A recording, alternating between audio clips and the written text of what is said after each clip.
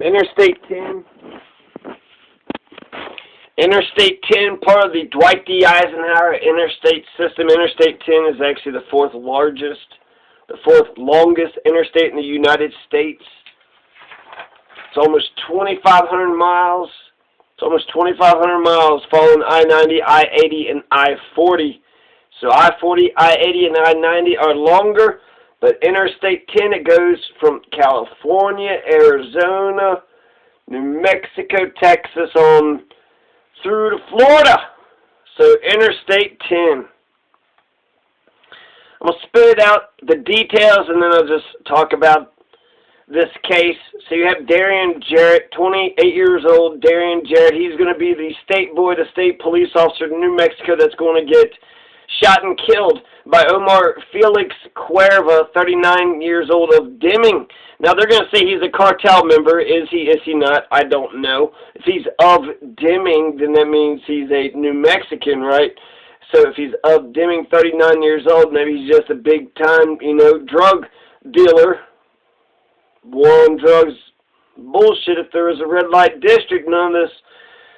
And this actually does get juicier because they're going to say there's going to be a wrongful death lawsuit that's filed by his wife that's saying that Homeland Security knew about the dangers, how dangerous this guy was, but they didn't say anything about it.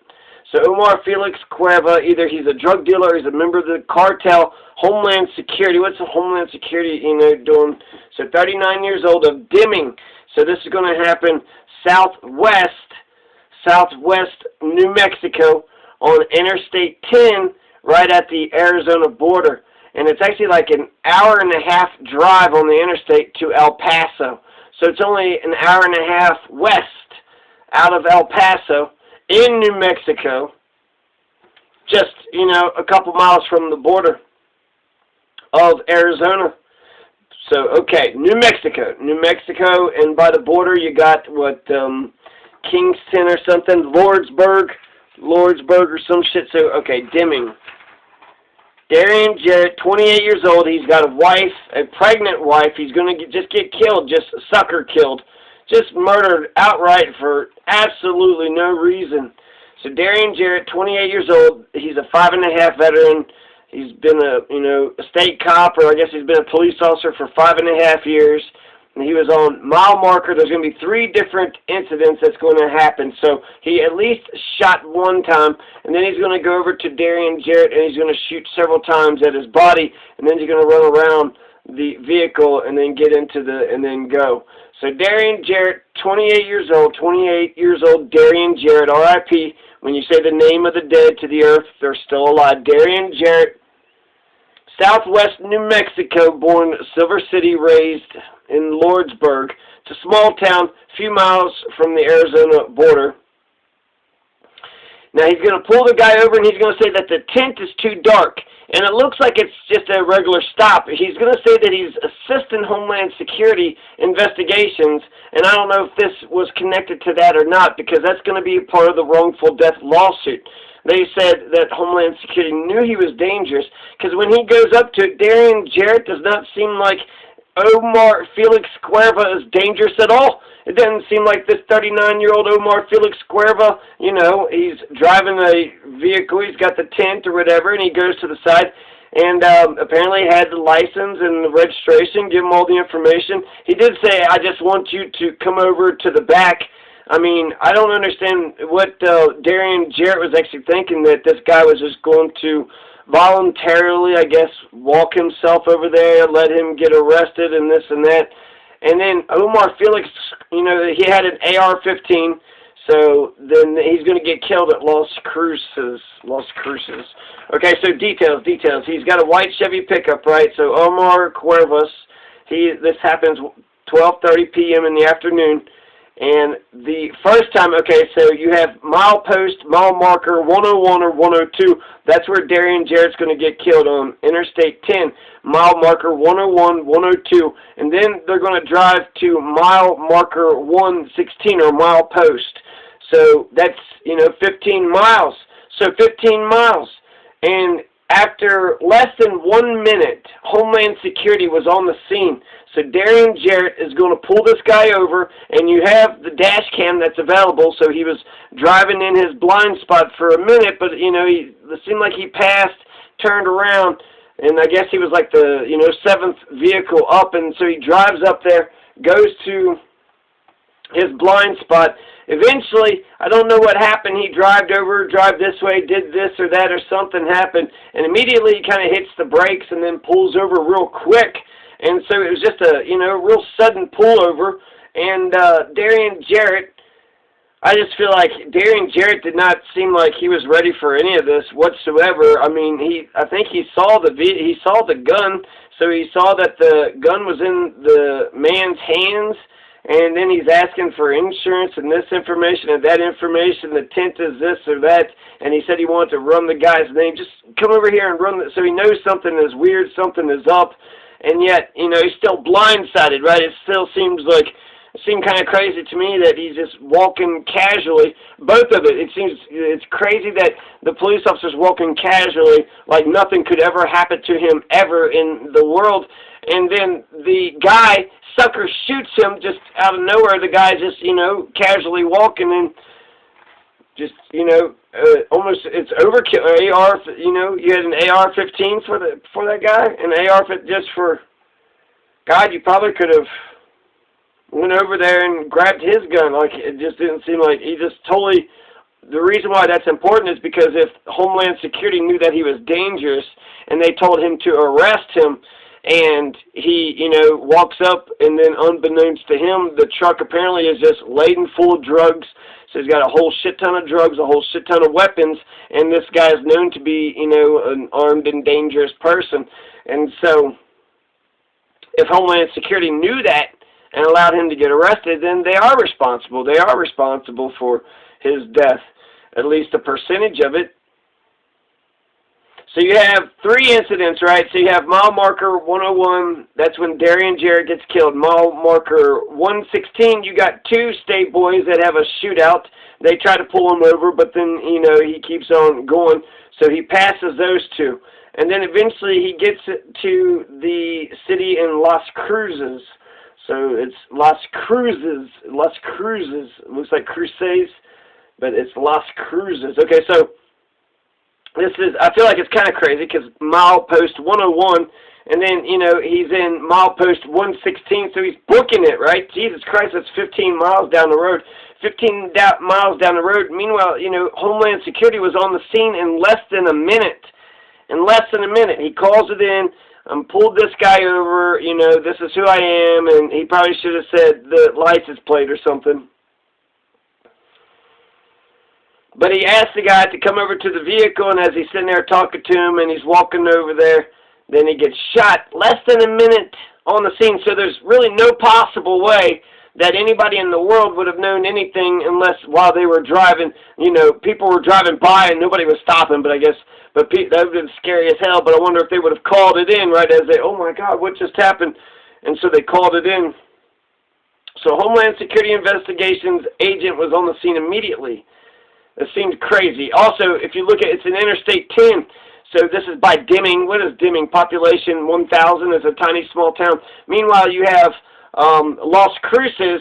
Las Cruces is population 100,000. So Las Cruces is like the big metropolis, like the big city, you know, in the area, right? El Paso is an hour and a half down the way, so Las Cruces is going to be the biggest city, you know. So Omar, you know, Cuerva, Deming, I'm sure they all know about Las Cruces. Anyways, Omar Cuerva goes to Las Cruces, and then that's where he's going to get killed, is Las Cruces. This is going to be mile marker 138. So he goes from mile marker 101 to mile marker 138. That's 37 miles. He was able to shoot a police officer and drive 37 miles. And I don't know how, you know, they could have stopped it or been more on the scene, because they were, you know, they were on the scene right then and there. So what about like an F-15, send some F-15 or send in a helicopter, and, you know, what the hell, just, you know, 30-something miles, the guy's driving, he's armed and dangerous, and he's just, okay, I guess, whatever. Eventually they're going to have, he's going to go out in a hail of gunfire. they're going to put a strip down with the spikes. He's going to drive over it, but he's still going to keep on driving because he don't give a fuck, right? And then they do the pit maneuver, which is what the pursuit intervention technique, where they push the back end of the car and make the back end of the car spin around. So they do the pit technique. His tires are blown. Somebody had shot at him. I don't know if they hit him or not. And then they do the pit technique, and then once the vehicle comes to a complete stop, the guy jumps out of the car, and it looks like he either shoots the cop or shoots at the cop, and then when he shoots him, he gets down in front of the car and then pops off to the side a couple times, and then the guy gets all, the cameraman gets all scared, and it's all jumbled. But then eventually you see the police officers run up on the body because they just a hell of gunfire, and they just kind of, you know, it looks like they're watching him slowly bleed out, slowly die. It's like, should we go ahead and shoot him? Nah, just let him suffer. Let his last couple of seconds just be painful and miserable. Son of a bitch, sit there and kill one of our guys for no goddamn reason. So Darian Jarrott, they said, went down immediately, and it looked like to me that maybe he went down because he was scared, but then once he was down, the guy goes over there and shoots several more shots into his downed body. Then Adrian De La Garza is going to get injured, and I think he was probably the police officer that did the pit maneuver, because when he comes out, when it stops, he comes out and he shoots, and then the police officer also gets behind the vehicle. They're both getting behind the vehicle, and then they're kind of, so I don't know what, you know, how that exchange of gunfire turned out.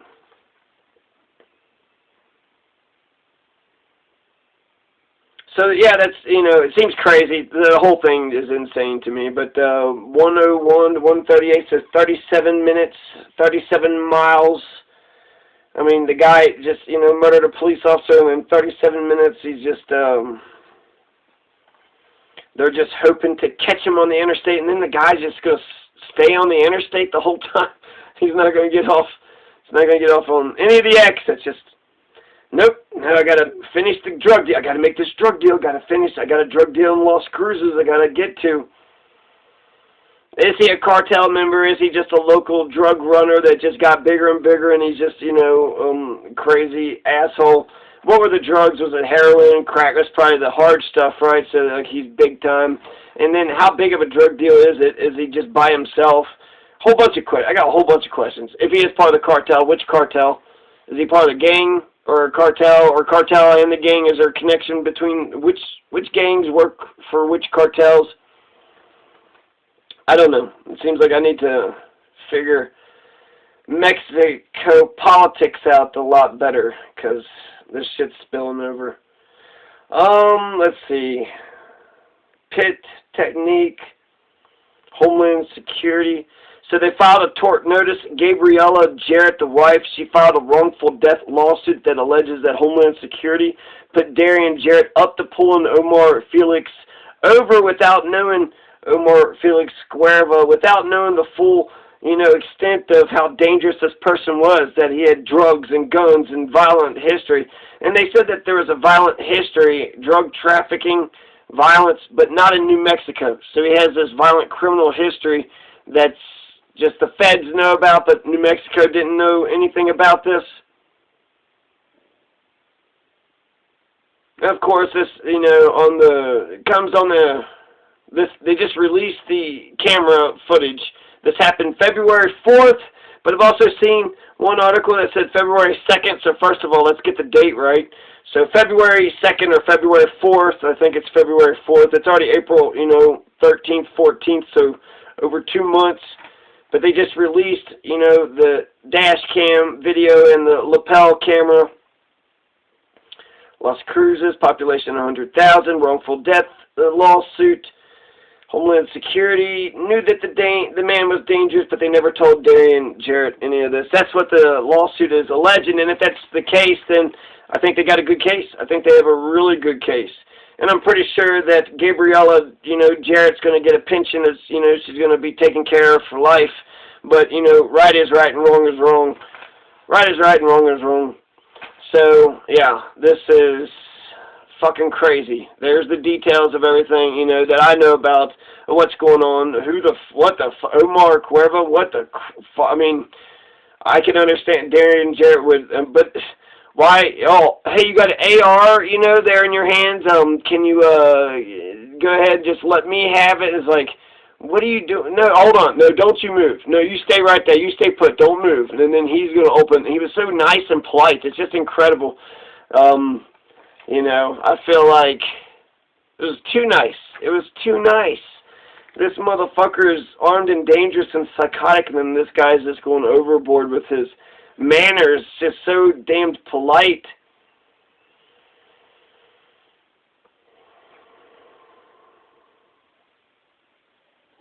He called in, I'm assisting Homeland Security investigations. I didn't understand why that was even a part of the story to begin with, because it's like, what is that I don't even understand. But, yeah, so Darian Jarrott, 28 years old, state boy, New Mexico. You know, RIP, maybe wrongfully killed if Homeland Security new information did not tell him that if it just happened, it just happened. I mean, shit happens too. But if they sent Darian Jarrott as a sacrificial lamb, he's like, hey, I got this guy. Should I pull? Yeah, go ahead and pull him over and let's see what happens. Less than a minute, they're on the scene. That seems suspicious as fuck. That seems suspicious as fuck. Less than a minute? Less than a minute? Why were they there right that second, at that moment in time? And if, you know, if they knew it was that dangerous to be so close by, how come he didn't seem like it was dangerous whatsoever? He seemed like he was just taking a walk in the park. Like the guy was just going to be like, oh yeah, I'll give you my AR-15. Oh yeah, no, yeah, I got this, I got that. Oh no, it's cool.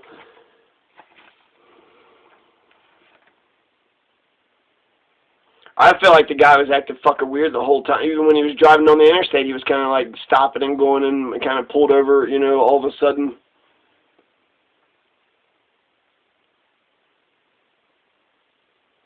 And then last but not least, you know, there's going to be a whole, hey, you know, gun control, AR-15, assault rifle, look what just happened. He would, you know, if he had a pistol, it probably would have been an actually easier thing for him to do. Probably, you know, I don't know. Maybe he wouldn't have seen the damn thing. But the guy had an extensive violent record, so there's no possible way he could have got his hands on an AR-15 legally. So how did he get that AR-15? And that goes against gun control. That goes against gun control because how in the hell... Oh, so apparently violent cartel members, they don't give a goddamn fuck about your laws. They just, you know, they get a hold of these damn guns in spite of the laws, saying that he's not allowed to have that gun. But you know what? He said, fuck the laws, fuck the people that enforce the laws. He's going to get the gun anyways. So what do you do in a situation like that? Where did he get the gun from? Is there a big cartel? Should we be more worried? Is this local, you know, is this homegrown? Is this cartel, gang, MS-13 connected? What the hell is this? Animus, Rodeo, Hatcheta, this is all these little cities that's around Deming. It's around Deming. So a small little town out of nowhere. They're sitting there pushing kilos and shit. It's not really Mayberry, is it? What happened to Mayberry? We need an Andy Griffithization. An Andy Griffithization of the United States of America. The U.S. needs to have an Andy Griffithization. You try to say Griffithization. Andy Griffithization. Griffithism. Any other information that I need to spit out here? Let's see. Homeland Security on the scene. Kim Potter, not relevant. White Chevy. Yeah. R.I.P. Darian Jarrott. I don't know anything about Darian Jarrott. He didn't deserve to die, just like, you know, that was fucking bullshit. Such bullshit. And then I wonder how much more is it connected to, so fuck. So anyway, there you go. There's some details with that shooting with the AR-15. Omar, Felix, Cuerva, he's, you know, dead and gone. And Darian Jarrott, R.I.P. He leaves behind a pregnant wife and 3 kids. And he seemed polite as shit. He seemed like overly nice, too nice. And I don't know if people are just nice to crazy, dangerous criminal psychos or what.